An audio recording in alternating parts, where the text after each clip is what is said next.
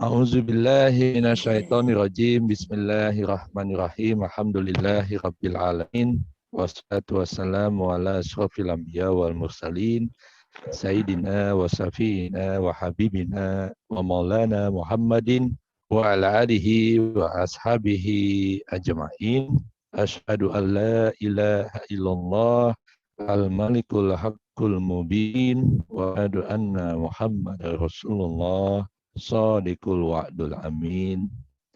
Ya Habibi ya Muhammad, ya Bashiri ya Muhammad, ya Naziri ya Muhammad. Allahumma salli wa sallim wa barik alaih. Raditu billahi wa islami dina wa bi Muhammadin nabiyya wa rasula. Rabbi zidni ilma wa zudni fahma waj'alni minal arifin. Rabbi shrahli sadri wa yassirli amri wahlul 'uqdatam min lisani yafqahu qawli. Assalamualaikum warahmatullahi wabarakatuh. Selamat malam buat kita semua. Salam tambah sehat, tambah berkah, tambah sukses, tambah bahagia, dan mudah-mudahan Allah senantiasa memberikan kemudahan, kelancaran dalam segala aktivitasnya dengan memberikan taufik, inayah sampai kepada hidayahnya.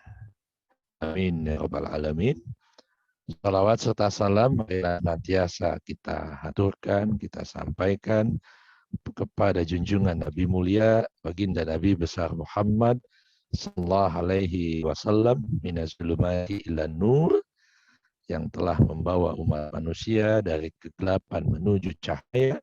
Mudah-mudahan kita semua termasuk hamba-hambanya yang senantiasa dalam naungan cahaya syafaatnya, mendapatkan ridhonya, dan mudah-mudahan kita bisa pulang ke kampung halaman dengan husnul khotimah dalam panduan cahaya Allah Subhanahu wa taala dan mendapatkan syafaat dari Rasulullah.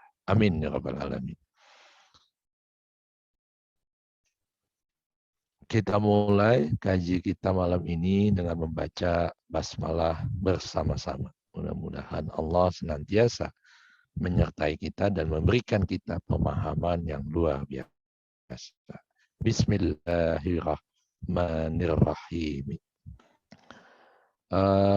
Malam ini tadabbur Al-Quran kita, kelanjutan surat berikutnya adalah surat ke-27, surat An-Naml. An-Naml ini semut. Ada An-Naml, ada An-Nahl.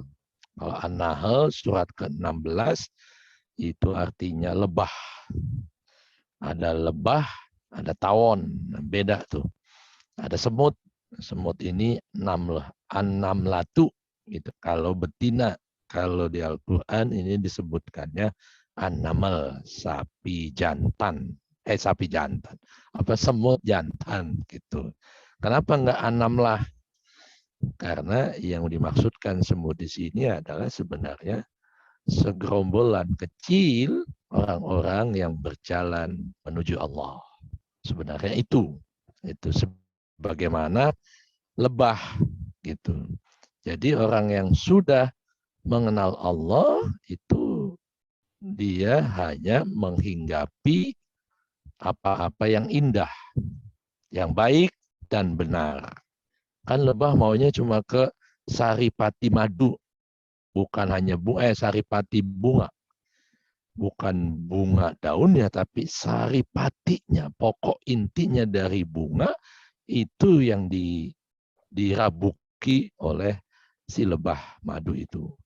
Makanya disebut dalam makalah Najhul Balagoh Imam Ali karamallahu wajhah, itu Imam Ali mengatakan lebah itu makhluk Allah yang tidak pernah menyentuh tempat yang jelek, yang kotor, yang bau, yang menjijikkan, yang hina gitu. Karena apa? Setiap yang dia sentuh itu malah menghasilkan wangi yang harum dan menghasilkan madu gitu.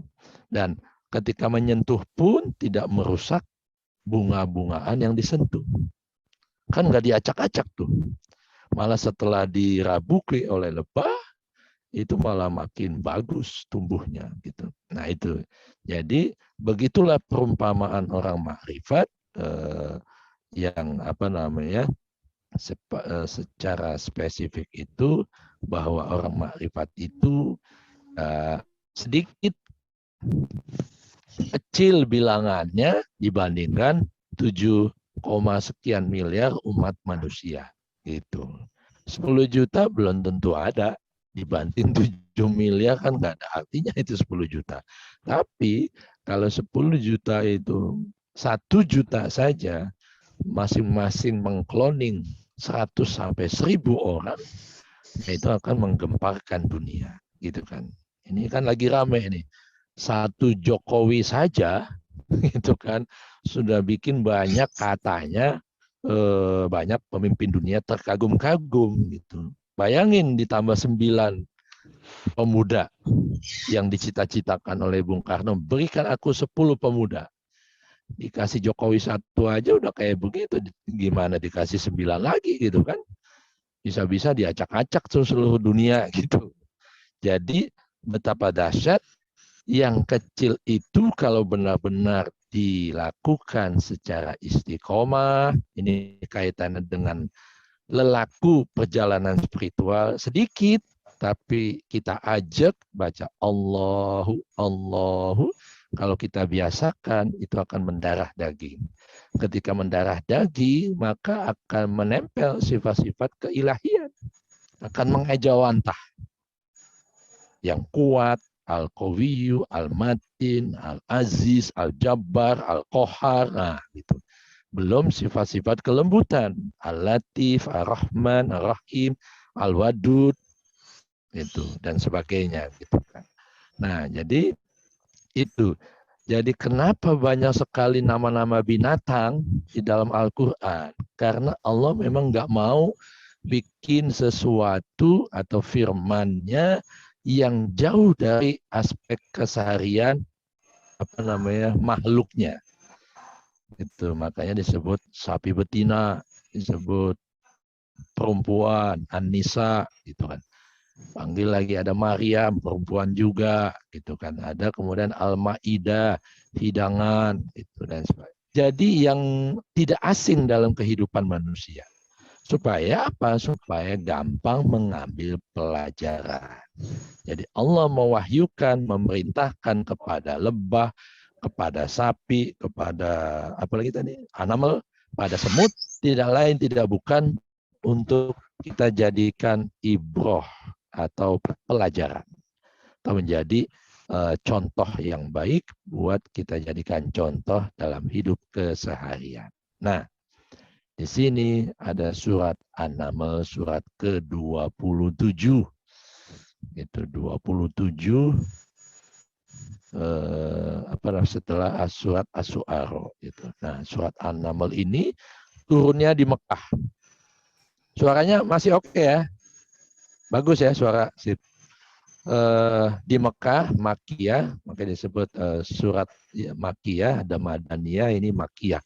Jadi surat Al-Makkiyah, sekali lagi saya ingin tekankan, itu kaitannya semua hal tentang ketuhanan, tentang bagaimana seorang hamba sampai kepada Allah Subhanahu wa taala. Setiap Al-Qur'an yang turun di Mekah itu pasti tentang tauhid. Bagaimana hamba bisa mengenal dan bertemu kepada Tuhannya. Nah, di sini di hadapan saya ini sudah ada takwil, tafsir Ibnu Arabi sama Syekh Zamakhsyari. Syekhul Akbar Ibnu Arabi ini saya ngeri juga kalau baca dari tadi, nggak mau berhenti, tapi yang mana mau disampaikan biar pas gitu. Gitu. Jadi auzubillahi minasyaitonirrajim, bismillahirrahmanirrahim, Tosi gitu. Tilka ayatul Quran wa kitabim mubin. Gitu. Itu ayat pertama. Hudaw wa busyra lil mu'minin alladzina yuqimunas shalah wa yutuna zakah wahum bil akhirati hum yuqinun. Innal ladzina la yu'minuna bil akhirah zayyana lahum a'malahum fahum ya'mahun. Ulaika alladzina hum su'ul azab wa hum fil akhirati humul ahsyarun. Wa innaka latulaqqal Qur'an min ladun hakimin alim. Sadaqallah azim. Tosin, ada yasin, gitu kan? Ada hamim, gitu. Alif, lam, mim. Nah, tuh. Kalau kita baca, ini kalau bisa di rumah, kan sambil buka Al-Quran juga, gitu. Jadi biar berkah ilmunya. Nah, Al-Qurannya banyak buku dipajang di lemari itu. Jadi kita baca. Jadi dalam penggalaman kotoiyah namanya huruf hijaiyah yang menjadi pembuka dan beberapa surat Al-Quran. Kenapa? Gitu. Karena biar kita penasaran salah satunya. Biar kita bertanya-tanya, bukan hanya Allah yang tahu, udah biarin aja Allah yang tahu. Ya ngapain? Kalau cuma Tuhan yang tahu, ngapain Al-Quran itu dan kepada umat sebagai panduan peta hidup untuk hidup sesuai petunjuk Tuhan. Kan gitu. Jadi kalau diartikan tosim, inilah ayat-ayat Al-Quran dalam kitab yang jelas.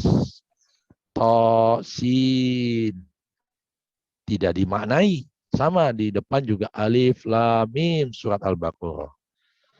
Hanya Allah yang lebih tahu maknanya. Kalau Allah yang tahu, ngapain kita suruh baca Al-Quran? Gitu. Nah, Ibnu Arabi ketika dia menyingkap ayat ini mengatakan tosin. Artinya tilka as-sifat al-azimiyah al-maskurah fi tosim allati aslaha at-tohar. Jadi toknya itu artinya tohar. Tohar artinya itu atau suci. Jadi kalau ada dalam fikih bab yang pertama, apalagi fikih yang paling dasar itu ya bab toharoh yang kita pelajari. Bagaimana mensucikan lahir dan batin kita dengan berwudu, dengan mandi, dan dengan tayamum. Gitu. Nah, di sini diartikan toknya ini adalah toharoh. Min sifatun nufus wasalamatul istidad fil asal anil nakis hiya ayat Al-Quran. Jadi yang disebut toharo, kesucian diri dan keselamatan diri manusia. Sin ini artinya salama, singkatan dari salama. To singkatan dari toharo. Jadi kalau mau selamat dunia akhirat sampai kepada wujud aslinya jati dirinya manusia, maka bersucilah. Kenapa? Innallaha yuhibbut tawabin wa yuhibbul mutatahhirin. Sesungguhnya Allah suka dan mencintai hamba-hambanya yang senantiasa bertaubat kembali kepadanya dan senantiasa hamba-hamba yang mensucikan lahir batinnya. Mutatahhirin artinya selalu senantiasa mensucikan lahir batinnya. Nah, jadi di sini toharo mensucikan nafs diri manusia. Diri kita sucikan, maka jati diri yang asli akan muncul karena Dia yang maha suci. Gitu. Jadi tosin membersihkan jiwa dari debu-debu kotoran yang menutupi jiwa dan debu-debu kotoran yang menutupi jisim atau jasmani kita. Bagaimana untuk bisa selamat? Ya, lakukan pensucian. Tazkiyatun nafs, yang sering disebutkan dalam kajian dasar tasawuf. Yang pertama harus dilakukan adalah pensucian hati dan pikiran, tazkiyatun nafs. Jauhkan dari sifat amaroh, gitu kan, jauhkan dari sifat yang penuh dengan penyesalan, gerundel dan sebagainya gitu. Ayatul Quran wa kitabim mubin. Ayat itu sign. Kalau lampu merah itu sign, tandanya kita harus berhenti. Harus berjalan, kuning harus hati-hati. Nah, dalam perjalanan suluk ke dalam diri untuk sampai ke hadirat ilahi Rabbi, usul ilallah, maka tandanya begitu jelas. Apa? Di dalam kitab yang jelas, yang terang benderang. Di mana? Di dalam tubuh setiap manusia. Fil afaq wa fi anfusihim. Di segenap semesta ini, semua tanda-tanda wujud bahwa keberadaan Allah benar adanya kalau kita bisa menyaksikan dengan punya ilmunya dan tahu caranya. Kayak gitu. Nah, di mana tanda-tanda keberadaan Allah itu? Ayat Al-Quran, bukan ayat pertama, ayat kedua, surat Al-Baqarah, surat An-Naml, bukan. Jadi ayatul Quran itu tanda-tanda, sign, sinyal-sinyal, frekuensi-frekuensi yang menunjukkan di situ ada koordinat ilahi. Nah, gitu. Kalau pakai bahasa apa namanya astronomi atau ilmu perbintangan gitu. Bahasanya Elon Musk. Nah, jadi ayatul Quran, tanda-tanda keberadaan Allah ada di kitab yang jelas. Di mana? Fil afaq, di alam semesta ini, wa fi anfusihim, dan di dalam diri kita masing-masing. Kemarin kalau kita saksikan, kenapa kalau kita ngulang yang kemarin, kenapa sih telinga ada daunnya? Kenapa mata ada kelopaknya, gitu kan? Kenapa mulut ada bibirnya, bibir atas, bibir bawah? Coba cuma bibir atas doang, bibir bawahnya nggak ada. Kan jadi lucu, ya kan? Coba bibir atas dua-duanya lebar, gitu kan? Jadi aneh lagi, tapi dibikin semuanya, dibuat, didesain oleh Al-Musawwir, oleh sang maha desainer yang luar biasa, sang kreator Al-Fatir, begitu rupa simetris. Supaya apa? Apakah biar kita bisa bersiul dengan indah, ataukah mencium anak kita, atau istri kita, atau suami kita, atau cucu kita dengan enak, itu, ataukah buat makan supaya enak? Adakah cuma buat itu saja diciptakan yang begitu sempurna organ-organ tubuh kita ini? Rasanya tidak. Itu kan. Pasti ada manfaat yang lain yang lebih penting dari itu semua. Adakah jari-jari kita yang semuanya, jari 5 ini sama panjangnya? Ada nggak? Saya pengen tahu kalau punya jarinya semuanya sama panjang. Pasti nggak ada. Kenapa? Ayatul Quran wa kitabim mubin. Sudah begitu gamblang, sudah begitu terang benderang, jelas Allah tampakkan wujud keberadaannya di dalam diri kita sendiri. Afala ta'qilun, afala tadabbarun, afala ta'malun, tazakkarun, gitu kan. Tidakkah engkau memikirkan, tidakkah engkau mentafakuri, tidakkah engkau mentadaburi? Kenapa itu semua diciptakan seperti itu? Adakah cuma buat apa namanya hal-hal yang remeh-temeh? Rasanya tidak. Tuhan tidak menciptakan segala sesuatu dengan sia-sia. Artinya remeh-temeh itu enggak. Tidak ada yang tidak punya manfaat besar yang diciptakan Tuhan. Rabbana ma khalaqta hadza batila. Sungguh Allah telah menciptakan segala sesuatunya dengan sempurna, gitu kan. tidak ada yang tidak simetris atau tidak harmoni gitu. Jadi tandanya sudah ditampakkan, kita mau nggak mengambil pelajaran.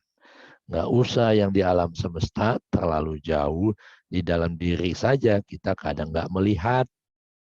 Kenapa jari diciptakan tidak sama panjang? Kenapa mesti ada ruas-ruas jari di telapak tangan? Kenapa mesti ada dua bibir atas dan bibir bawah? Ya kan? Walisana wasafatain. Satu mulut, dua bibir maksudnya. Gitu. Ada lisan batin, ada lisan lahir. Itu. Nah, itu maksudnya apa? Seperti itu. Nah, ini sudah begitu jelas sebagai tanda keberadaan ilahi. Coba dong diperhatikan gitu. Huda wa busra lil mu'minin. Nah, tanda-tanda wujud keberadaan Allah yang ada dalam diri setiap manusia bisa ditunjukkan dengan guru simbolik di alam semesta ini. Bisa ditunjukkan dengan guru kitab suci Al-Quran, kitab suci yang dipunyai oleh setiap umat beragama. Yang ketiga, bisa ditunjukkan oleh guru manusia. Guru mursyid, para ulama, para kiai, para habib, para ustadz yang benar mau membimbing umat atau saudaranya. Itu. Nah, itu yang disebut hudau. Petunjuknya ada semuanya di dalam 4 guru itu, 3 guru.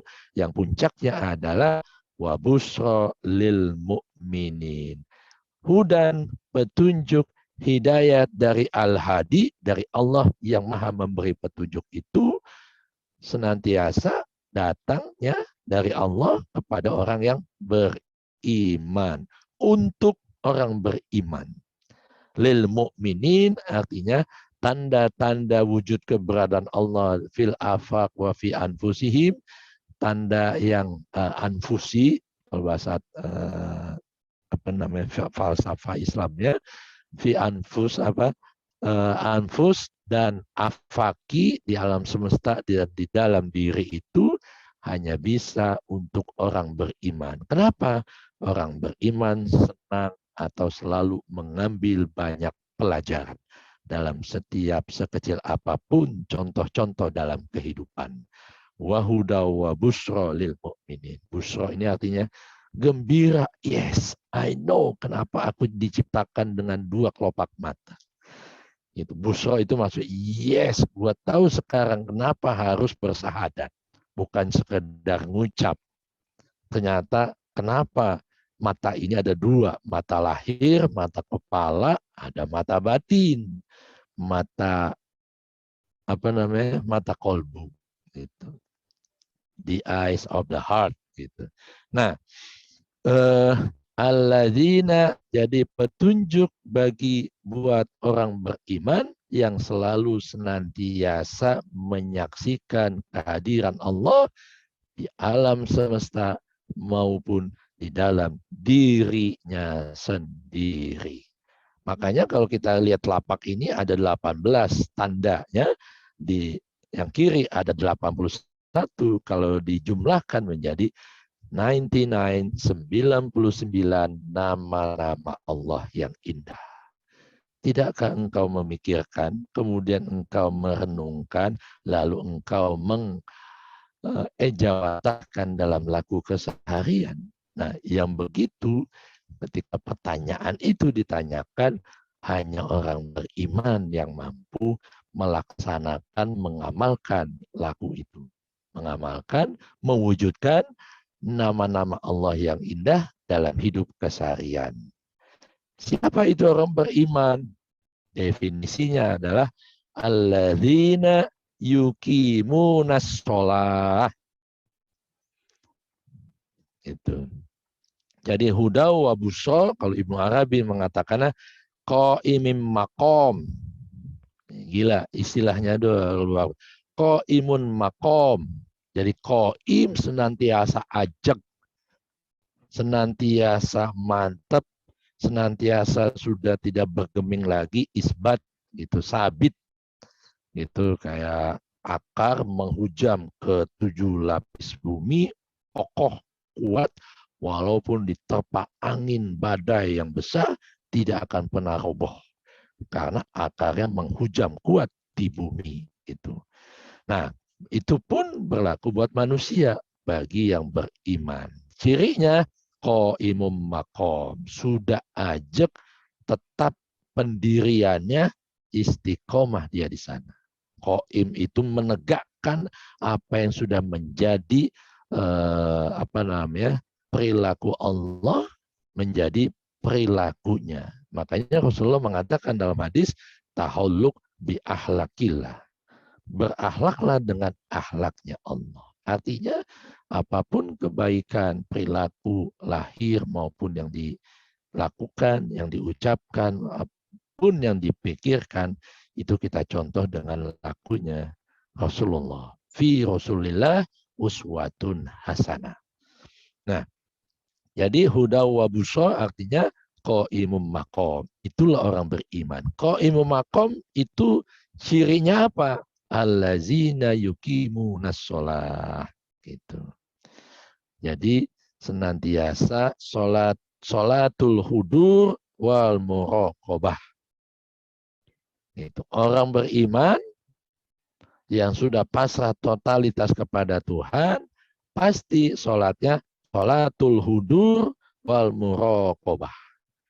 Sholatnya hadir di hadapan Tuhan. Ini badannya hadir, tapi pikiran jalan-jalan ke mall. Pikirannya jalan-jalan ke pekerjaan. Pikirannya jalan-jalan ke tempat wisata dan sebagainya. Nah, itu belum beriman, belum mukmin, belum yuqimunas shalah. Itu. Jadi yang disebut beriman artinya dia senantiasa hadir kolbunya ketika sholat. Laisa sholat illa bihuduril kolbi.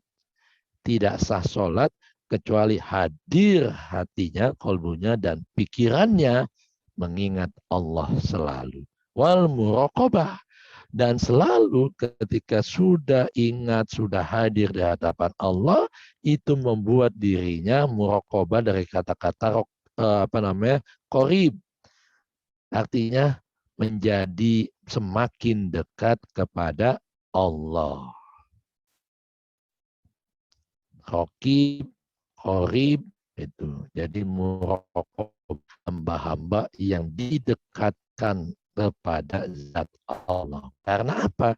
Karena hati dan pikirannya sudah terkendali khusyuk berhadapan Allah Subhanahu wa taala.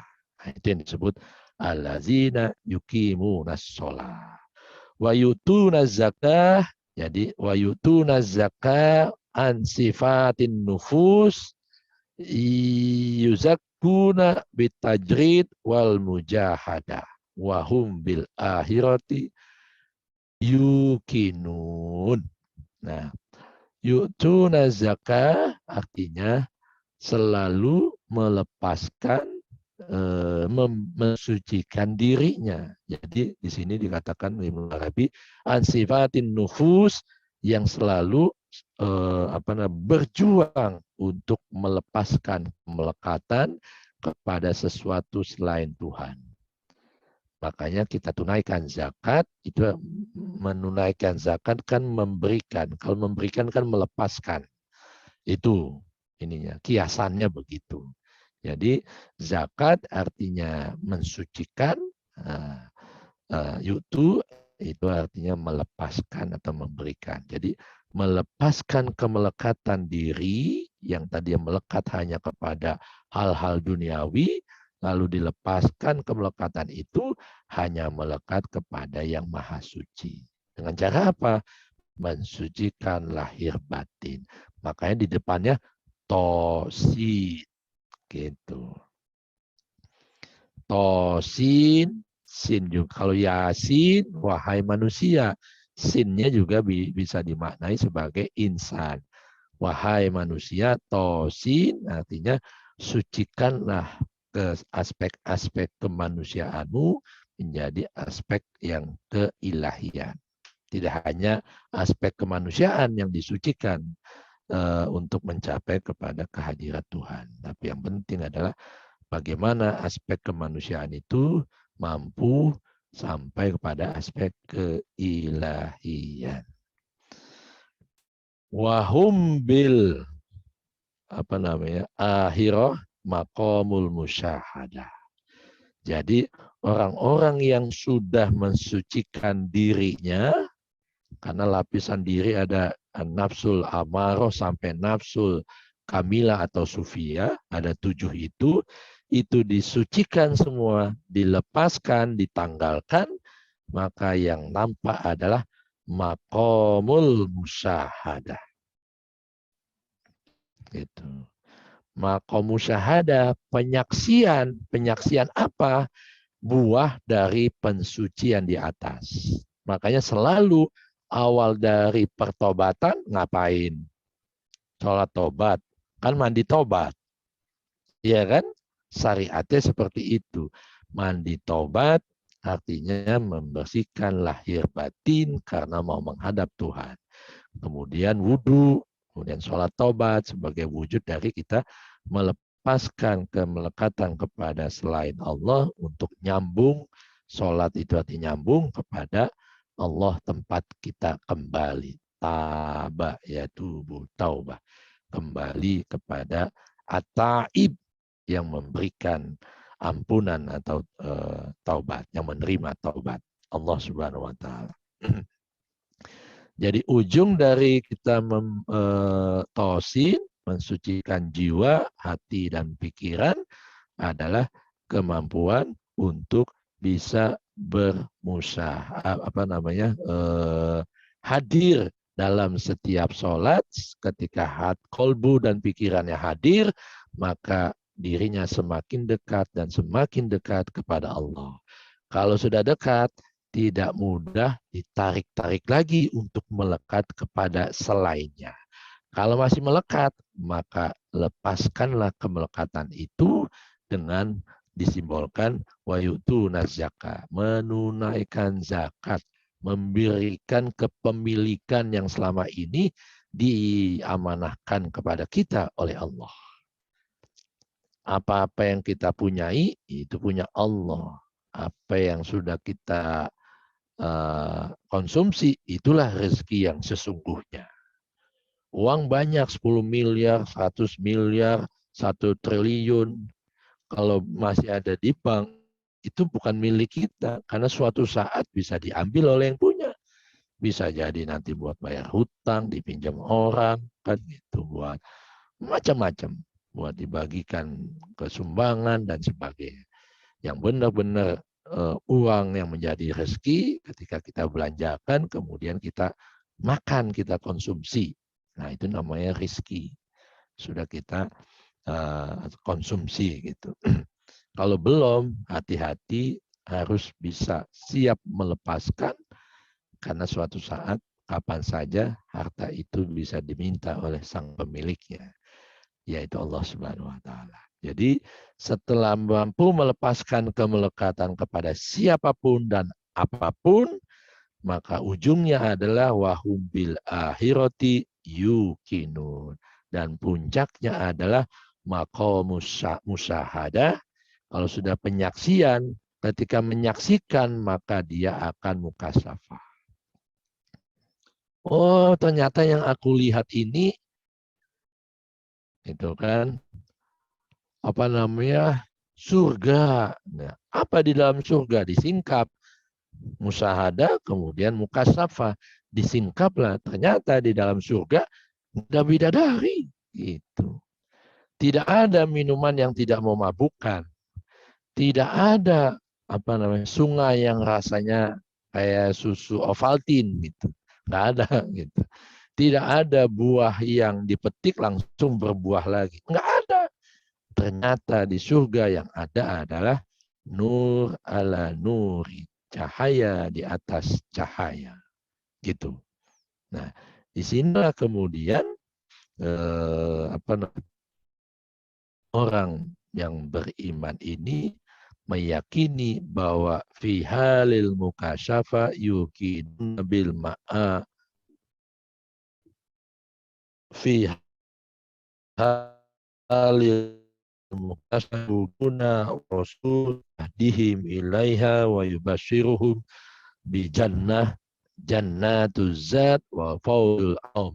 Jadi dengan dia musyahadah, maka tersingkaplah keyakinan yang makin mantap dengan bisikan seorang Rasul yang terutus kepada kita dengan memberikan petunjuk kepadanya dan memberikan kabar gembira bahwa itulah jannatuz zat wa fauzul a'zam dan kemenangan yang besar. Jadi rangkuman dari ayat ini, 3 ayat ini adalah yuk mari kita sebagai hamba senantiasa mensucikan diri yang berlapis-lapis itu dari nafsu amar sampai kamaliyah atau sufiyah untuk bisa memahami, bisa yakin dan bisa hudur kolbu dan pikirannya ketika sholat. Bisa hadir di hadapan Allah dengan khusyuk tanpa jalan-jalan dan makin mendekatkan diri kita kepada Allah. Supaya makin dekat, maka lepaskan kemelekatan kepada siapapun dan apapun. Kalau siapa berarti manusia. Kalau melekat kepada apapun berarti harta, benda, tahta, jabatan, dan sebagainya. Kayak gitu. Nah, ketika kita mampu melepaskan kemelekatan, maka kita akan dihadiahkan berupa musyahadah. Karena dengan kita menyaksikan yang selama ini kita panggil-panggil, yang selama ini kita kita renungkan, kita wiridkan dan sebagainya, ternyata ada di hadapan kita. Kita bisa menyaksikannya kalau kita sudah beriman dengan penyaksian, bukan dengan perkataan lewat lisan. Lanjut, dan setelah mendapatkan musyahadah, maka dikaruniakanlah mukasyafah. Singkapan kecil. Untuk apa? Ini loh buah semangat sungguh-sungguh engkau untuk mendekat kepadaku. Engkau berjalan mendekat untuk sampai kepadaku, aku berlari untuk menjemputmu. Kalau kita berjalan, Allah berlari. Bayangin duluan mana sampainya. Itu hadis qudsi itu menyebutkan gitu. Jadi setelah mukasyafah, maka dihadiahkan yang namanya kesenangan jannatuz zat. Jadi jannatuz zat itu surga, yang diartikan jannatuz zat itu taman, zat Allah adalah cahaya di cahaya. Jadi jannatuz zat nikmatan menatap taman cahaya. Di mana saja kita menghadap, disitulah wajah Allah yang sangat, dengan cahaya itu kita dibimbing untuk menjadi khalifah, wakilnya di muka bumi. Wal fauzul a'zam. Itulah yang disebut faiz.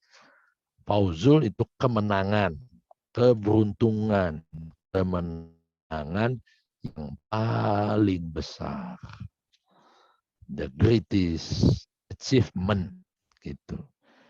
Pencapaian yang paling puncaknya. Optimus Prime. Kesempurnaan yang optimal gitu kan. Nah, itu 3 ayat pertama. Monggo silakan kalau ada yang mau bertanya sebelum saya lanjut. Pelan-pelan merenungkan.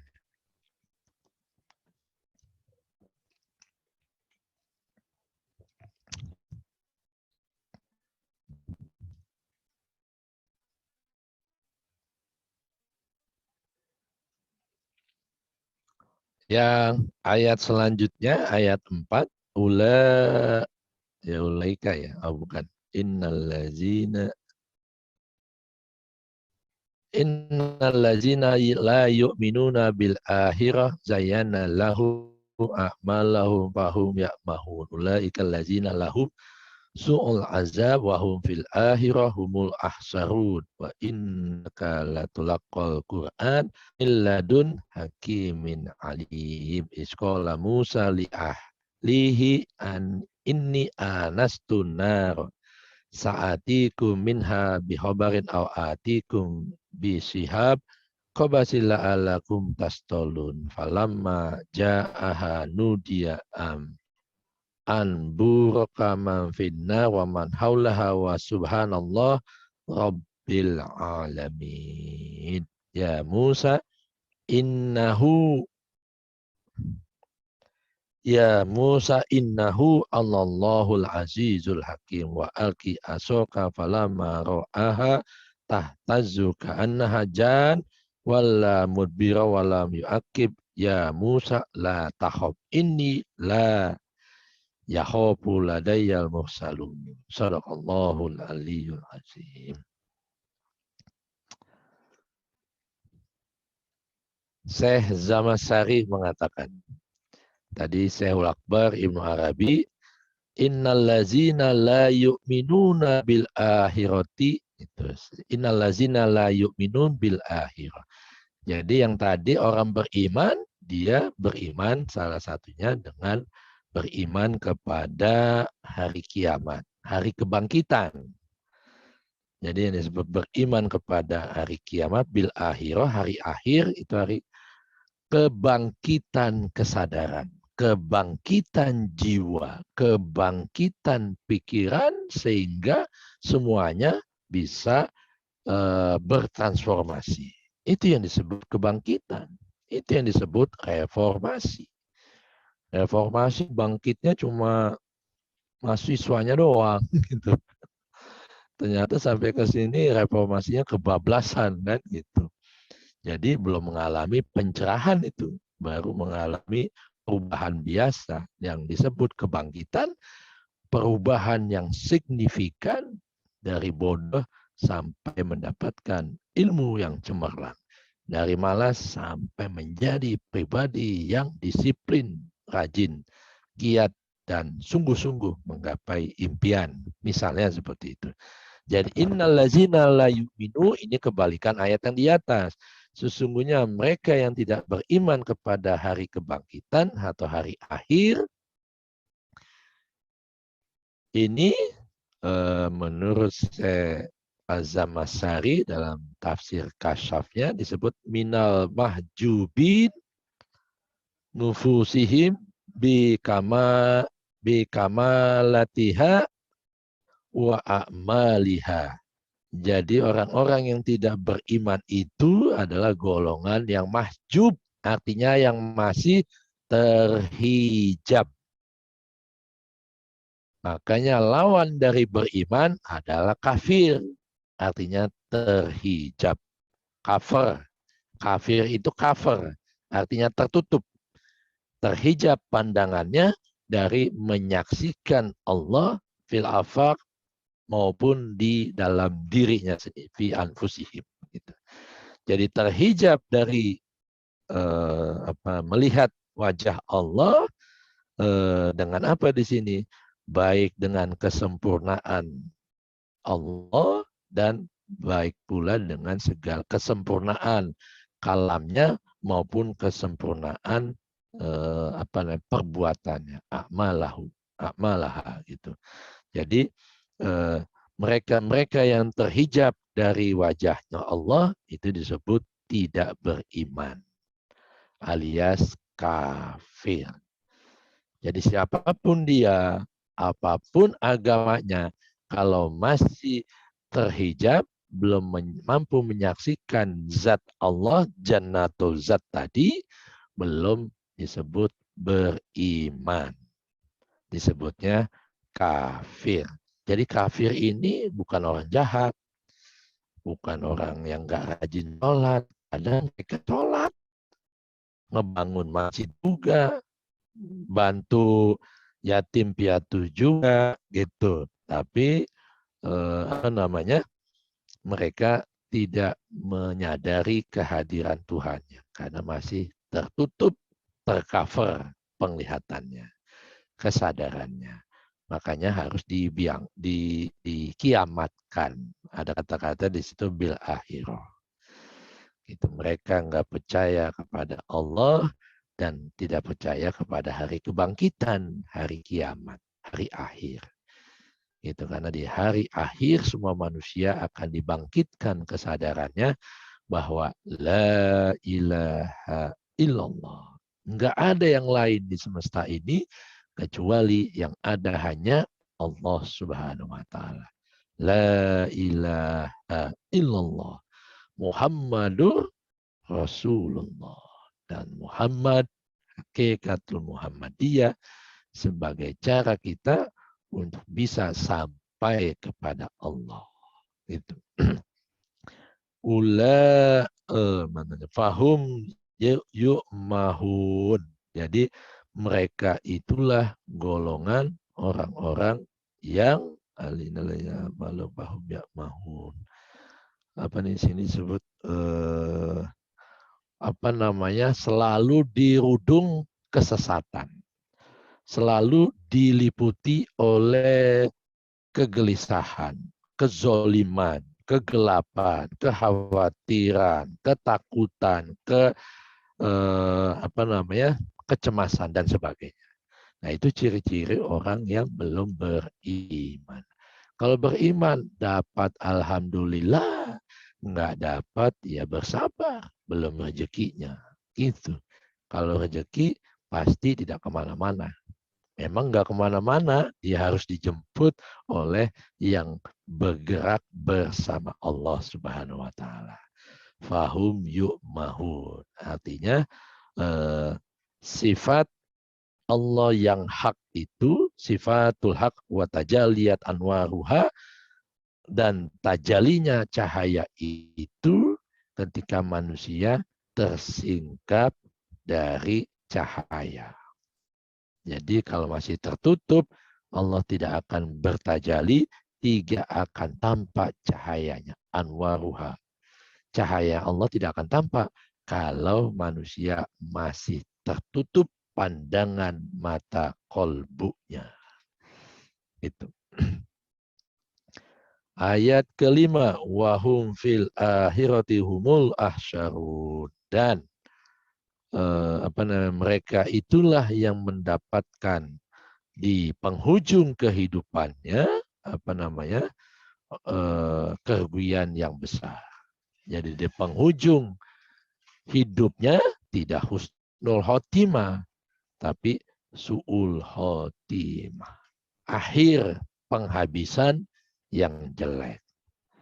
Bukan in my end is my beginning, gitu kan, tapi in my end is the ending. Gitu. Harusnya in my end is the beginning of the blissful journey. Harusnya begitu. Ini in my end is my ending, gitu. Nah, itu yang artinya akhirku adalah su'ul khotimah, akhir yang jelek. Itu in my end is my ending. Nah, jadi rugi kalau kita hidup dikasih kesempatan umur panjang, dikasih tubuh yang sehat, tapi dia disia-siakan, tidak menemukan Allah Subhanahu wa taala. Karena tidak ada harta yang paling berharga kuntukan, Tuhan, aku adalah perbendaharaan mutiara yang paling tersembunyi. Jadi kalau mau bahagia, temukanlah mutiara yang paling mahal, yang paling tersembunyi, yang tiada banding harganya, yang ada di dalam diri kita masing-masing. Yuk kita cari sampai menemukan. Mumpung masih sehat, mumpung masih ada waktu, mumpung dikasih kesempatan, mumpung dikasih kelonggaran dan sebagainya, tidak dalam kesibukan. Justru disitulah kita harus semangat untuk apapun yang kita lakukan dengan profesi kita masing-masing, lakukan itu untuk menggapai ibadah yang sesungguhnya, melayani Allah sebagai hambanya yang benar, ikhlas, dan sabar tentunya. Wa innaka latulaqal Qur'an min ladun hakimin alim. Tulisannya kecil banget ini. Saya harus pakai anu kayaknya nih. Apa tuh namanya itu? Kaca pembesar. Kitabnya keterangannya kecil banget. Ulaika allazina lahum su'ul azab wa hum fil akhirati hum ahsarun. Itu ayat 5. Yang ke-6, wa innaka latulaqal Qur'an milladun hakimin alim. Jadi wa innaka latulaqal Qur'an al-aqal al-Qur'ani. Jadi la tulaqal Qur'an, dan sesungguhnya engkau Muhammad benar-benar dipertemukan kepada Al-Qur'an. Di sini Muhammad kafnya, wa innaka kafnya Muhammad. Nah, Muhammadnya sudah wafat sebagai nabi kita yang membawa risalah Al-Quran, kenabian dengan wahyunya Al-Quran untuk umatnya. Kalau kita ngaku umatnya, mestinya wa innaka Yusuf, wa innaka Sabto, wa innaka Nia, wa innaka Asman, Sugianto, Aini, Hazil dan sebagainya, Doni dan sebagainya, wa innaka latu'al Quran, dan kepada engkaulah aku pertemukan, dan kepada engkaulah aku pertemukan Al-Quran. Jadi Allah memberikan kesempatan kita untuk ditemui oleh Muhammad, oleh kita semua. Wa innaka latulaqal Quran. Nah, kalau diterjemahin jadi lucu juga tuh. Mereka, dan sesungguhnya engkau Muhammad benar-benar telah diberi Al-Quran dari sisi Allah. Gitu ya, Muhammad, masa buat Muhammad doang? Itu latulaki dari kata liko, gitu, artinya bertemu. Jadi sesungguhnya engkau, tadi itu nama-nama yang saya sebutkan ya, semua yang ada di sini berhak untuk menemui Allah. Jadi Al-Quran adalah kalamullah. Kalam artinya sifat, Allah adalah zat. Sifat dengan zat tidak pernah dipisahkan. Jadi Al-Quran adalah Allah itu sendiri. Wa innaka, dan engkau akan dipertemukan kepada Allah. Gitu. Beda banget kan maknanya kan? Karena ini nanti ke bawah kaitannya dengan pertemuan Musa kepada Allah. Itu ceritanya. Asbabun nuzulnya begitu. Jadi innallaha apa nih? Milladun hakimin alim. Sesungguhnya dia Allah. Jadi sesungguhnya engkau akan dipertemukan Allah zat yang maha hakim wa alim, yang maha bijaksana sekaligus maha mengetahui siapa-siapa hambanya yang sudah mengenal dan bertemu kepadanya, dan siapa-siapa hambanya yang belum kenal dan belum bertemu kepada Allah Subhanahu wa taala. Nah, itu ayat 6. Yang ketujuh, Iskola Musa. Nah, ini mulai. Iskola Musa li ahlihi ini anastu naron.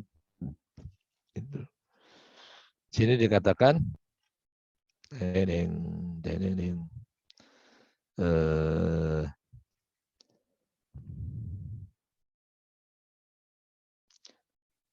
Iskola Musa li ahlihi. Nah, gitu.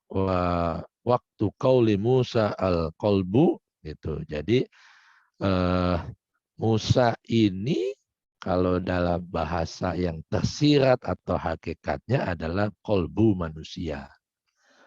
Fir'aun adalah, di sini Fir'aun disebut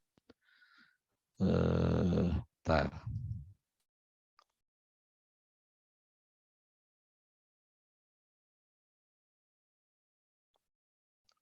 apa namanya? Tar,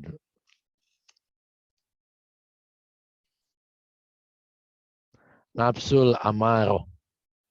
Fir'aun itu jiwa yang penuh dengan amaroh. Amaroh itu bukan marah-marah. Jiwa yang selalu memerintahkan kita untuk biasanya memerintahkan melakukan satu perbuatan keji atau mungkar atau yang tercela.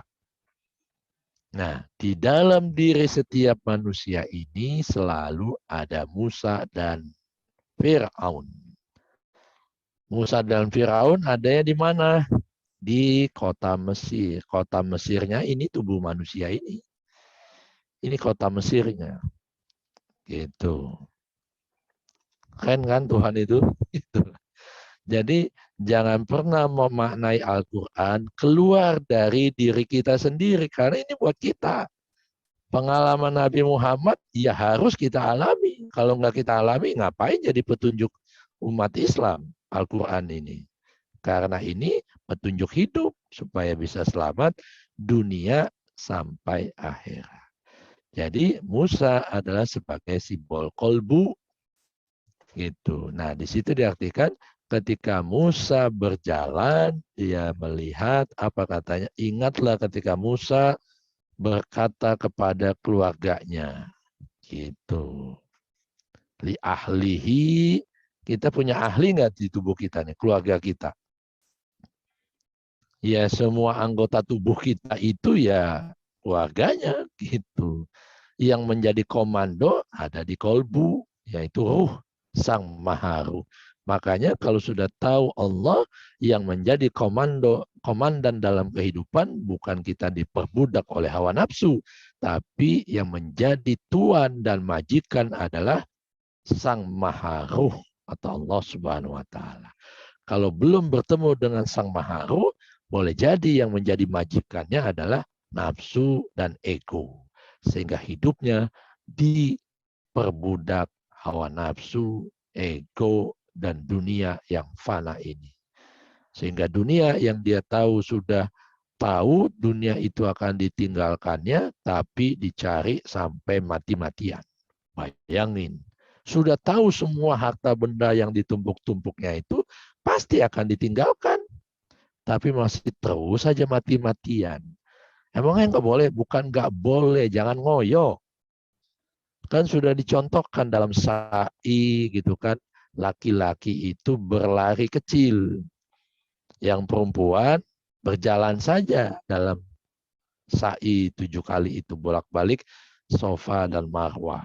Artinya apa? Urusan dunia kita disimbolkan dengan perempuan. Dunia itu perempuan, gitu kan. Jadi urusan dunia maka berjalan saja. Yang penting kita bergerak ikhtiar maksimal, selebihnya serahkan kepada Allah. Tapi untuk urusan ketuhanan, urusan tauhid harus berlari. Disimbolkan laki-laki berlari kecil ketika sa'i 7 kali. Gitu. Kenapa 7 kali? Udah tahu sendiri lah. 7 is numbers of creations. Itu ya. Jadi Musa mengajak semua anggota tubuhnya, lahir batinnya, untuk melihat naron. Bedanya dengan nur, waw sama alif. Nar itu kan juga cahaya atau bukan? Nar juga nur. Gitu. Luar biasa kan? Beda alif sama waw, beda namanya, tapi esensinya adalah menerangi. Kalau sudah terang, berarti kita mendapatkan petunjuk ke arah kebenaran. Jadi Musa, kalau terjemahannya aneh nih, telah diberi telah diberkahi orang yang berada di dekat api dan bukan. Sungguh aku melihat api, ini anas tunaron saatikum minha bihobarin. Aku melihat api di semak-semak itu. Lalu, sebentar ya, tinggal sebentar, aku ke atas, engkau di sini aja, tungguin gitu kan. Gitu. Jadi, ketika kita mau menghadap Allah, akal pikiran, tubuh jasmani, mental, emosi, semuanya ditanggalkan. Jangan ikut-ikutan. Yes or no? Ikut sedikit aja pikiran, rusak pertemuan kita kepada Allah. Yes or no? Yes, ya kan? Kayak gitu. Jadi apa namanya? Ini sebenarnya perjalanan kita. Makanya sekali lagi jangan kita melihat Al-Quran ini cerita tentang Musa. Musa ribuan tahun yang lalu. Bukan. This is us. This is me. Gitu. Ini cerita aku. Kalau aku belum tahu siapa aku, yang nggak paham isinya. Makanya kenali ya, diri yang ini, maka akan mengenali diri yang sejati. Kalau sudah kenal yang sejati, bisa menyingkap rahasia ilahi. Nah ini contohnya. Jadi ketika Musa mengatakan demikian, itu hakikatnya adalah ketika dia mau menghadap Allah, fa'la na'laika, yang beberapa minggu lalu, Musa melepaskan terompahnya. Jangan ikut-ikutan loh, gitu. Aku mau menghadap Tuhan, bukan pakai mataku aja nggak bisa. Itu karena sangat terbatas, dibatasi gini, udah nggak bisa melihat, apalagi ditutup semuanya. Artinya apa? Jadi tidak pakai pikiran, tidak pakai hati, tidak pakai emosi, semuanya ditanggalkan. Karena laisa kamislihi sayun. Kalau masih bisa kita gambarkan kenikmatan dalam perjumpaan itu, that's not him. Itu bukan dia. Jadi memang tidak bisa diceritakan. Hanya yang mengalami saja mereka akan merasakan hangat-hangat air mata dengan sukacita. Yes, ada yang senyum-senyum kayaknya itu. Susah ngomongnya gitu. Udah ngalamin aja lah, keluar dari semua. Ya gimana ya kok begitu ya? Emang gimana? Emang susah dideskripsikannya. Kalau bisa digambarkan, itu bukan dia. Apalagi Tuhan begini dikonsepsikan. Apalagi semuanya bukan dia. Jadi marilah kita selalu melepaskan kemelekatan kepada siapapun dan apapun ketika mau menghadap Allah. Makanya itulah fungsi wudhu lahiriah. Kalau kita dari aktivitas itu kan bawaannya panas, gerah, ya kan keringetan, bawaannya emosi, capek, sebagainya. Maka berwudhulah. Kalau panas harus disiram dengan air supaya sejuk gitu. Wudhu artinya juga dilepaskan kepenatan, dilepaskan kemelekatan. Doa dilepaskan semuanya. Aku bukan yang ini, aku bukan yang ini, aku bukan pikiranku, aku bukan wajah yang ganteng, yang cantik, yang muda, yang tua, dan sebagainya. Bukan itu semua.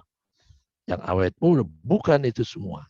Aku yang asli, yang sejati, yang di dalam. Makanya dibasuh wajahnya. Dibuang tuh topengnya sementara. Karena mau menghadap Tuhan. Sebagaimana Musa melepaskan terompahnya. Karena dia mau menghadap Tuhan.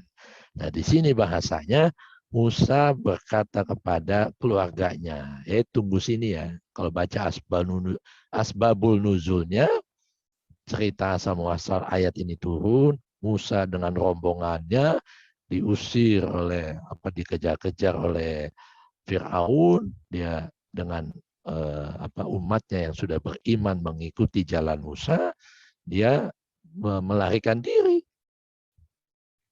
Padang pasir ke bukit. Nah, ketika sampai di perbukitan, dia melihat ada api. Tunggu di sini ya, aku mau melihat api itu. Gitu.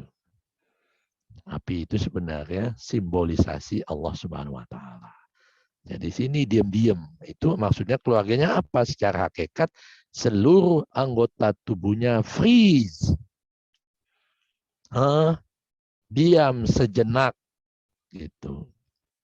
Tidak ikut-ikutan. Makanya Kalau dalam sholat, Allah. Enggak Allahu Akbar. Enggak gitu, tapi Allah. Kita kayak masuk ke dalam lautan wajahnya. Bagaimana mungkin ketika nyebut Allah, semuanya sudah tidak ada kecuali hanya Allah yang akbar. Kok bisa-bisanya masih ada yang lain masuk ke wilayah keagungan dan keanggunan Allah. Jamal dan jalalnya Allah. Itu artinya boleh jadi ketika kita menghadap, kita masih banyak bawa perabotan. Masih bawa banyak nih tas-tas, gendolan, furniture, duniawi. Gitu, bawa kardus urusan kantor, bawa tas ransel urusan keluarga, bawa koper urusan rumah tangga, orang tua, mertua, gitu kan.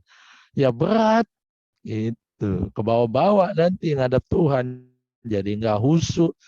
Makanya udah, nggak bisa lihat kita. Ya, kita mikirkan taubat, istighfar lagi. Supaya apa? Coba tinggalin dulu tuh urusan dunia, kata Tuhan gitu.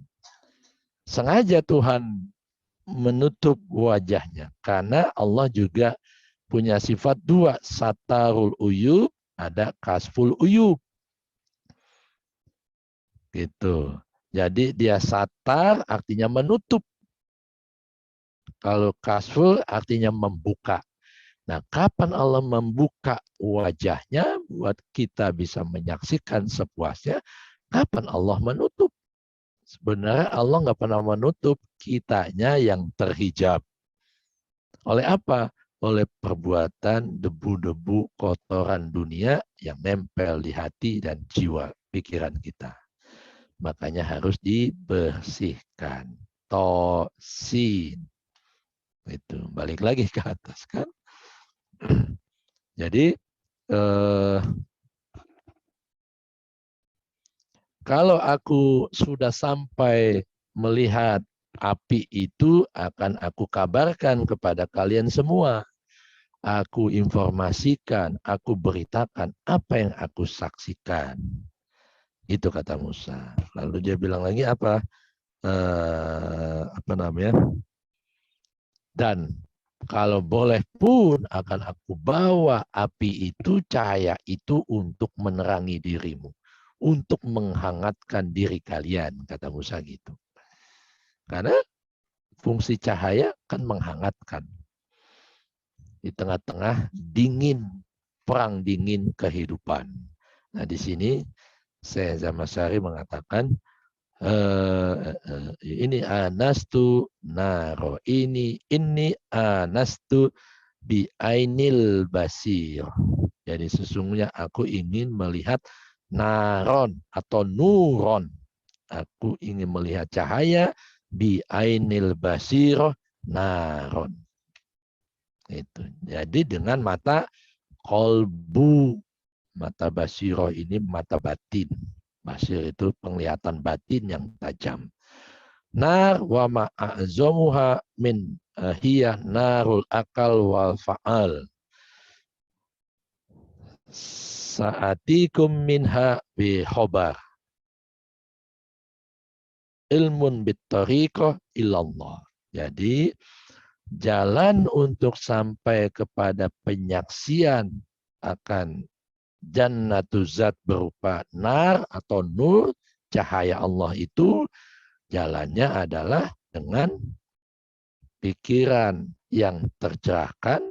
Yang kedua adalah dengan ainul basir, dengan mata batin untuk melihatnya gitu kan. Yang begitu besar tajamnya. Kemudian ulum ilmun bittoriqah, ilmunya yang disebut tarekat ilallah. Itu. Jadi ilmu untuk sampai pada penyaksian kepada zat Allah adalah suluk ilallah. Tarekat boleh kita artikan sebagai suluk. Jadi berjalan menuju Allah. Di dalam Allah, bersama Allah. Itu yang dialami Musa. Lalu Seketika dia mengalami itu, dia turun setelah mengalami. Diberitakan kepada sahabat-sahabatnya. Ada yang percaya, ada yang kembali menyembah sapi, berhala. Gitu. Karena lama banget nih, katanya gitu. Kok nggak turun-turun? Gitu. Habis kasihkan Musa. Nah, perjalanan Musa keasikan sampai pingsan itu ada di surat Al-A'raf ayat 143.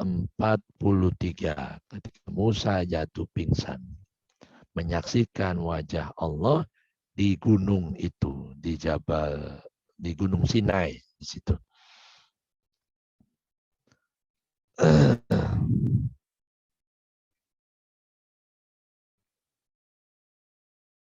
Ada pertanyaan di sini? Ya, jadi ini cerita Musa yang mengendalikan semua perangkat jisimnya, aspek mental, psikis, intelektual, pikiran, akalnya ketika mau menghadap Allah Subhanahu wa taala. Perumpamaannya itu semua disebut handai taulan atau keluarganya gitu kan. Nggak boleh ikut, keluarganya nggak boleh ikut.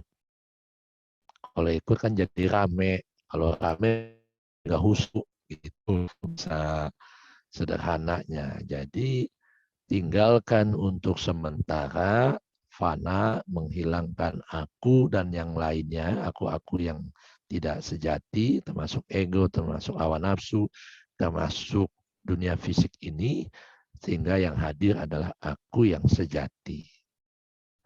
Itu yang sejenis kepada ilahi. Monggo silakan kalau pertanyaan. Nah, yang mengganggunya adalah Fir'aun. Nah, Fir'aun ini tadi disebut sebagai nafsul amarah. Diri yang memerintah untuk selalu berbuat melanggar, berbuat keji, munkar pun perbuatan yang tercela. Nah, itu kalau yang kayak begitu namanya Fir'aun. Makanya Fir'aun harus ketemu Musa. Harus selalu terjadi di sana konflik. Jihadul akbar, jihadun nafs. Jihad yang paling besar adalah memerangi hawa nafsu, memerangi Fir'aun yang ada dalam diri kita. Ciri Fir'aun, sombong, serakah yang paling utama. Sombong karena dia mengaku, ana rabbukumul a'la. Aku adalah Tuhanmu yang paling tinggi. Nah, itu sombong tuh. Nah itu, makanya kebanyakan manusia miskin aja sombong. Kalau kaya sombong masih nggak apa-apa gitu kan. Tetap nggak boleh. Ini miskin aja sombong. Kayak gitu. Jadi Fir'aun ini selalu ada dalam diri setiap manusia. Setiap diri manusia. Tidak hanya yang beragama Islam. Tapi semua manusia punya karakter kefir'aunan. Punya karakter kemusaan. Jadi mau jadi Musa atau mau jadi Fir'aun. Medan laganya, battlefield-nya, medan perangnya, war game, war zone-nya, tempat perangnya itu adalah di kota Mesir. Kota Mesirnya, tubuh manusia. Inilah kota Mesir. Gitu. Makanya di sana ada piramid sebagai segitiga untuk bisa sampai kepada Tuhan. Piramid itu perlambang gunung.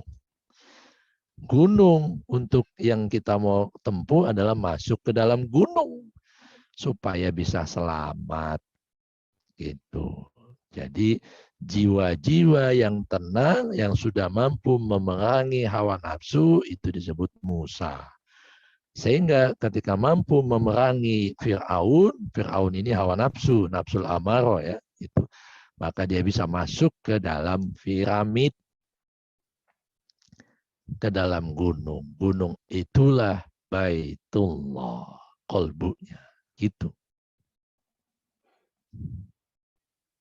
Jadi jangan jauh-jauh menghayalnya. gitu kan. Oh ini di Mesir gitu.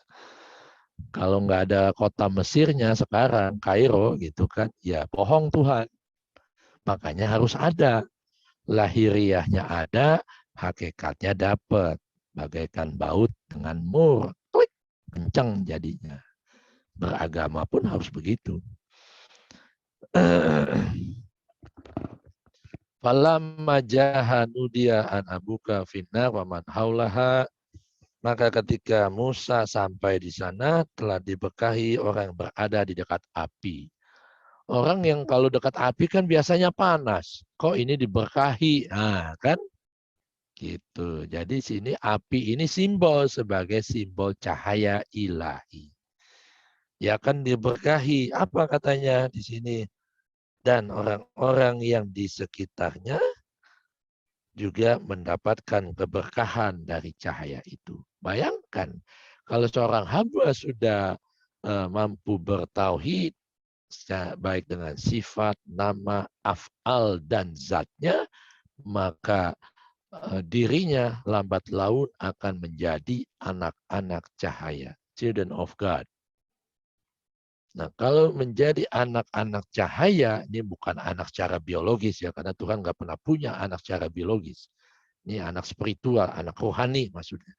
Nah, kalau sudah menjadi cahaya, maka dirinya akan menebarkan petunjuk penerang kepada dirinya dan orang yang di sekitarnya. Yang di sekitarnya ada di samping orang yang sudah sampai kepada Allah, biasanya tenang, tentram, bijaksana, mendamaikan, ya kan? Nggak gelisah, nggak cemas, nggak dikit-dikit khawatir, nggak dikit-dikit ketakutan. Itu cirinya. Ya kan? Kan beda. Ada orang sering ketemu, orang bawaannya takutan melulu, cemas melulu, khawatir melulu. Nah itu. Nah itu belum ketemu api itu, belum ketemu cahaya. Itu.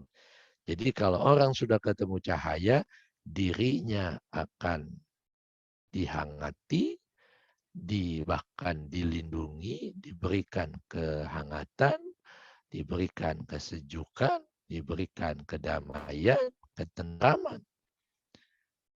Tidak hanya dirinya, itu akan ngefek kepada orang-orang yang ada di sekitarnya. Yang tadinya sering marah, jadi mudah sekali menahan amarahnya. Yang tadinya cerewet, jadi sabar untuk tidak cerewet. Yang tadinya sukanya nyuruh-nyuruh orang gitu kan, padahal dirinya nggak mau ngelakuin gitu. Akhirnya tahu bahwa kaburo maktan antakulu mala taf'alun. Sungguh Allah murka ada hamba yang cuma ngomong doang, tapi dia tidak melakukan. Orang lain disuruh lakukan, tapi dia sendiri tidak melakukan yang sebagaimana harusnya dilakukan oleh dirinya sendiri. Nah, itu disebut kaburomatan indallah. Jadi ini bukan api sebagaimana api yang kita kenal, tapi cahaya di atas cahaya yang memberikan petunjuk kepada umat manusia.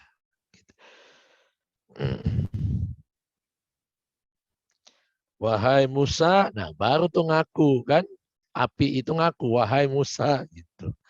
Wahai Musa gitu kan, sesungguhnya innani anallah, innahu analllahul azizul hakim. Innahu gitu, sesungguhnya dia adalah ana gitu. Innahu ana, siapa ana? Allah. Sesungguhnya dia yang tutu yang kamu saksikan itu Allah. Allah itu apa? Cahaya di atas cahaya. Al-Aziz Al-Hakim. Allah yang maha perkasa dan maha bijaksana. Begitu bijaksana mengajarkan Musa, dituntun untuk mengenal sampai bertemu kepada dirinya secara langsung. Dengan cara apa?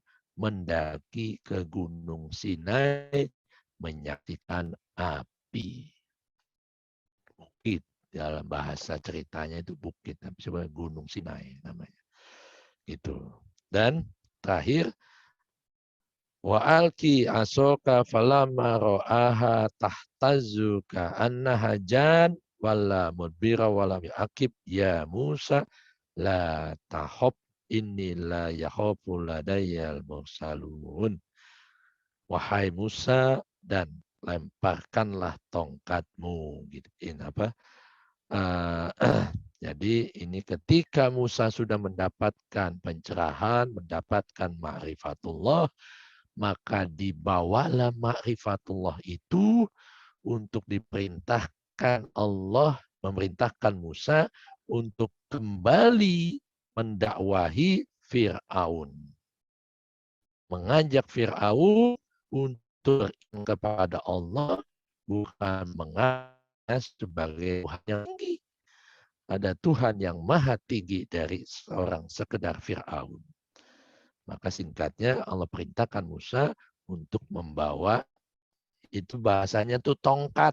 Tongkat itu maksudnya ilmunya. Ma'rifatullahnya itu dibawa untuk disampaikan kepada Fir'aun. Itu.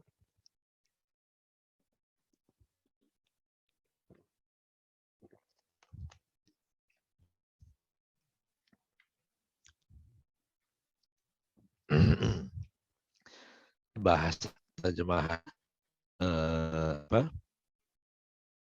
Jadi dilemparlah tongkatnya. Maksudnya diberikan makrifat itu, maka dari makrifat itulah akan tampak mana yang sejati, mana yang ilusi. Padahal tali tambang, disangkanya apa? Ular, gitu. Coba lihat dengan mata batin, jangan mata kepala. Oh iya, benar, cuma tali rapi ya. Gitu. Kalau pakai mata lahir, ya terjebak dengan keterbatasan, terjebak dengan dualitas, dua realitas semu kehidupan yang disebut ilusi atau maya. Kalau ilusi atau maya ada atau tidak ada sebenarnya? Tidak ada. Itu simbolnya ting sim salabim. Abrakadabra gitu. Kalau tukang sulap begitu. Musa kan bukan tukang sulap. Makanya ketika ditunjukkan hakikat yang sebenarnya, pengikut-pengikut atau tukang sihir Fir'aun seketika beriman kepada Musa, menjadi pengikutnya. Sodakta ya Musa, katanya. Benar bahwa kehidupan ini penuh dengan ilusi, bayangan yang menjebak diri sehingga tidak tahu diri dalam kehidupan. Yang nggak tahu diri, hidupnya akan terkatung-katung, nggak jelas. Banyak tuh kaya tapi hampa, kesepian. Banyak uang tapi nggak tahu buat apa aja. Gitu kan? Nah itu, makanya temui, cari dan temui Tuhan sehingga kita bisa selamat dengan kehadiran Allah bersama dengan kita. Jangan takut, katanya, menghadapi ilusi kehidupan. Kata Allah begitu, kamu sudah punya tongkat nih. Kamu punya ma'rifatullah. Ini kuncinya untuk menjadi pegangan, mengendalikan dunia. Biar engkau sampai selamat, sentosa ke negeri baldatun thayyibatun warabun ghafur. Mesir. Jasmaninya sehat, tentram, tidak kurang satu apapun. Wajahnya memancarkan cahaya kesejukan, karisma yang membuat orang merasakan kehangatannya dan sebagainya. Sebagai simbol feminin dan maskulin ilahi, jamal dan jalalnya Allah terejawantah dalam diri kita. Itulah Musa. Itulah kita semua kalau kita mendapatkan ma'rifatullah. Allahu a'lam. Monggo silakan. Yang mau bertanya, ini sudah saya tutup. Sudah 10. Silakan.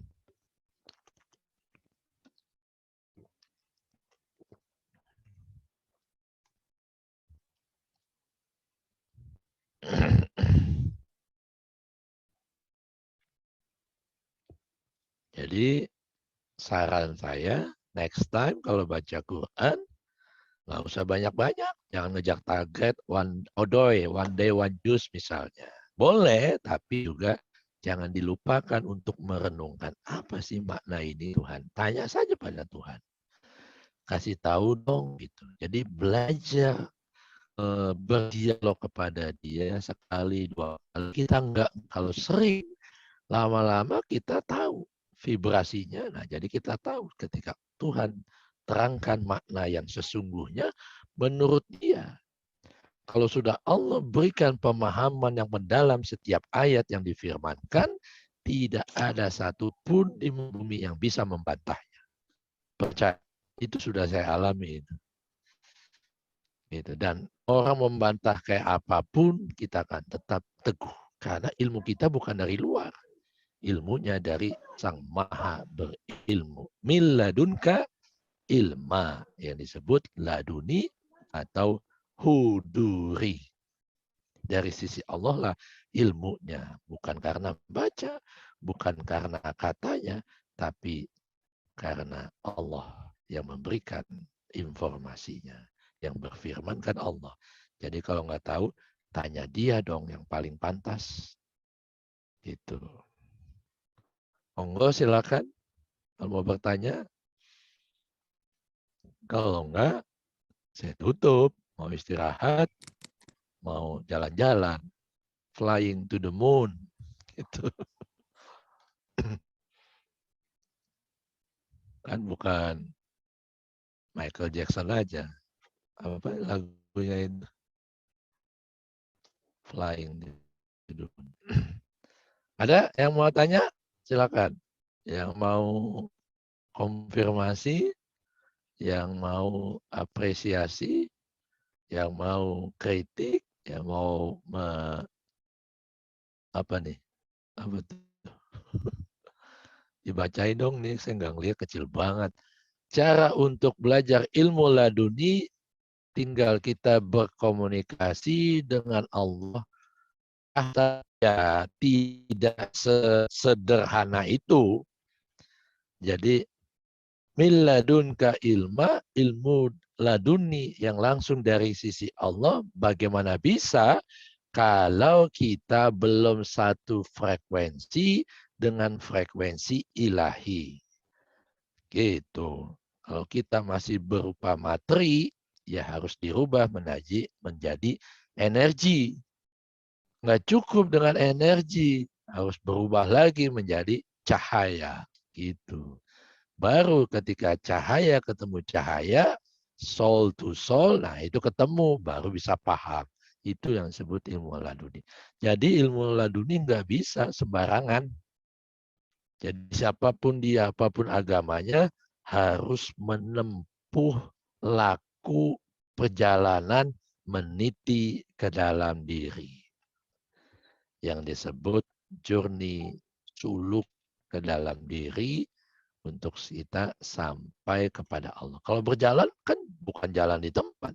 Jalan dari titik A ke titik B. Jadi ada tujuan kemana?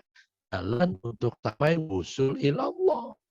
Kalau sudah sampai kepada Allah, sudah bertemu, sudah bertamu dan bertemu kepada Allah, buahnya adalah segala sesuatu ilmu dari sisinya. Nah, itu disebut ilmu laduni. Itu. Ini yang saya baca, bukan terjemahan, bukan tafsir, bukan takwil. Tapi ya penyingkapan aja.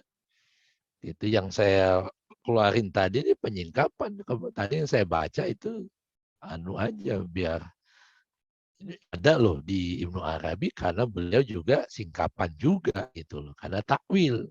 Takwil itu penyingkapan di situ. Jadi cirinya ilmu laduni itu bukan kita siapkan. Dia datang ketika dibutuhkan. Dan bukan maunya kita, tapi maunya Allah. Jadi ketika kita bertanya, kita belum paham, jangan maksa paham. Biarkan dia cepat atau lambat yang memberikan pemahaman. Namun, jangan kita berhenti untuk selalu bertanya dan berharap hanya kepada Allah. Bahasanya, la taqnatu min rahmatillah. Jangan engkau berputus asa dari rahmat dan kasih sayang Allah yang cepat atau lambat akan memberikan segala jawaban atas pertanyaan kita. Yakini bahwa Allah akan memberikan itu. Gitu. Jadi sekali lagi untuk belajar ilmu laduni tidak cukup hanya berkomunikasi. Berkomunikasi kepada siapa? Allah hanya aja belum kenal.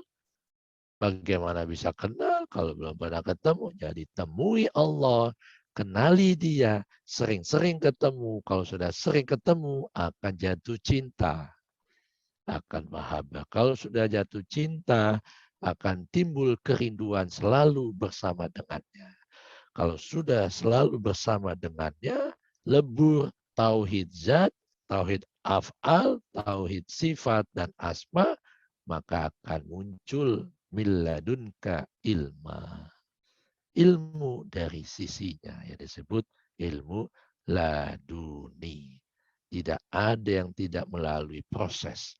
Nabi Muhammad jatuh bangun, nangis air mata, berdarah-darah. Rasulullah emang gak berdarah-darah, dia naik gunung Jabal Uhud untuk berhalwat uzlah di Gua Hiro di Jabal Nur. Wow, tajam-tajam itu. Itu makanya nanti kapan kalau umroh bareng ke sana, naik sampai ke tempat pertama kali Nabi Muhammad katanya menerima wahyu di Gua Hiro. Itu batunya tajam-tajam dan sulit. Nggak bisa kita jalan lurus, harus begini badan kita, miring. Lengah dikit, jatuh kita ke jurang, mati pasti. Karena di bawah semua tajam-tajam begini. Batu-batunya bukan rata tapi tajam-tajam, lancip-lancip. Seperti itu. Artinya ditempuh perjalanan itu dengan susah payah. Sakit, jalan terus. Karena tekadnya kuat, akhirnya diberikan juga kesempatan oleh Allah sebagai Fauzul A'zam tadi dikatakan. Kemenangan yang besar, Futuhat Al-Makkiyah, keterbukaan yang selebar-lebarnya. Fathan mubina.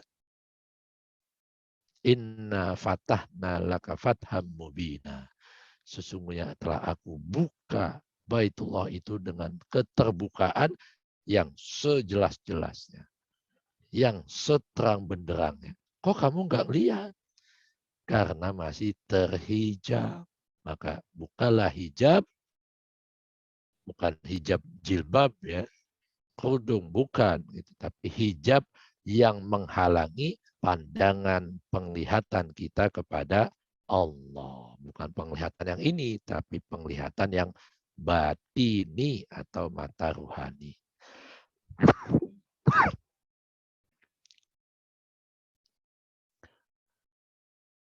Ada lagi?